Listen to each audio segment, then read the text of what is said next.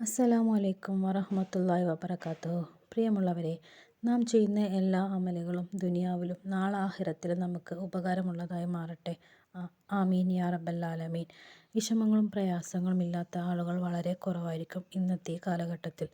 സാമ്പത്തികവും കടവും കൊണ്ട് വിഷമങ്ങൾ അനുഭവിക്കുന്നവരാണ് കൂടുതലും.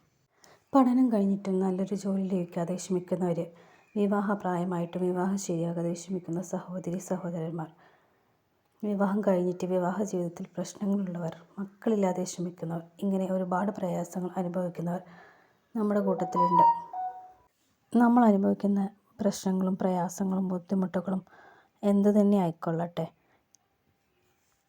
ഈ പറയുന്ന ദിക്ർ ഈ രൂപത്തിൽ ചൊല്ലിയാൽ എല്ലാ പ്രയാസങ്ങളും നീങ്ങിക്കിട്ടുകയും അവൻ്റെ ആഗ്രഹങ്ങളും ആവശ്യങ്ങളും നിറവേറുകയും ചെയ്യും.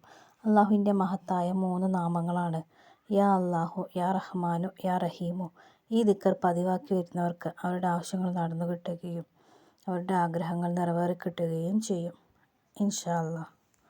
ഇശാ നിസ്കാര ശേഷം രാത്രി ഉറങ്ങുന്നതിന് മുമ്പായിട്ട് നിങ്ങൾ ഫ്രീ ആകുന്ന സമയം ആദ്യം വുളൂ ചെയ്ത ശേഷം ഇബ്രാഹിമിയ സലാത്ത് 3 തവണ ചൊല്ലുക.